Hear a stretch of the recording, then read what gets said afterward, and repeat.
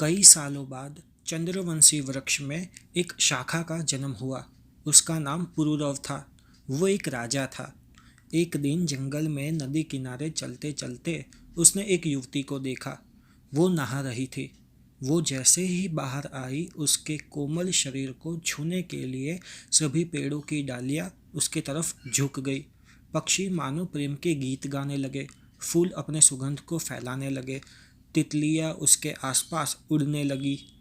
ऐसे भावपूर्ण दृश्य को देखकर पुरुरव उस युवती से बोल पड़ता है कि मेरी रानी बनो, मेरे महल में रहने चलो।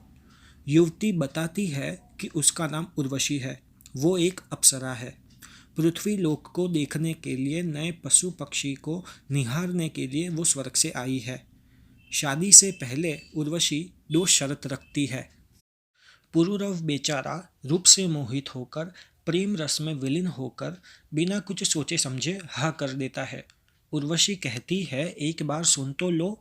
मेरी पहली शर्त है कि मेरी जान से ज्यादा प्यारी इन बकरियों को तुम कहीं जाने नहीं दोगे, उन्हें सुरक्षित रखोगे।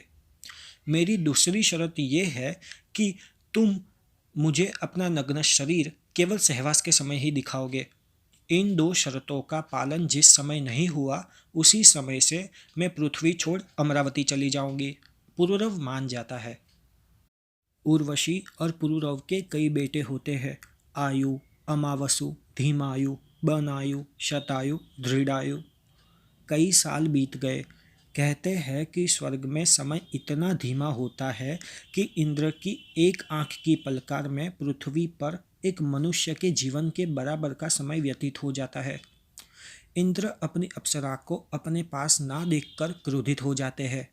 वो स्वर्ग के संगीतकार, जिसे गंधर्व भी कहते हैं, उनको आदेश देते हैं कि उर्वशी को खोज कर ले आओ। एक रात गंधर्व आते हैं और सहवास के समय पलंग के नीचे से उर्वशी की बकरियां चुरा लेते हैं। थोड़े समय बाद अपनी बकरियां ना देखकर उर्वशी नाराज होकर पुरुरव को कहती है कि जाओ, मेरी बकरियों को ढूंढ कर ले आओ। पुरुरव बेचारा भागा भागा बिना कपड़े पहने चोरों की खोज में निकल जाता है। काली रात में शहर के बीचों बीच इंद्र बिजली चमकाते हैं और पूरा शहर राजा को बिना कपड़ों में देखता है। और उर्वशी उसी समय अमरावती चली जाती है। उर्वशी के चले जाने से मानो पुरुरव की जिंदगी बेबस और निरस हो गई। ऋषि कहते हैं कि अब ये राजा नहीं बन सकता, क्योंकि वियोग के कारण राजा होने के 32 गुण अब उसमें नहीं रहे। उसके बेटे में से किसी को राजा बनाओ जो लायक हो। कुछ कहते हैं कि पुरुरव अभी तक जंगलों में नदी किनारे वियोग में रोता है। कुछ कहते हैं कि वो गंधर्व बन के गीत गाता है। किसे पता क्या है सच।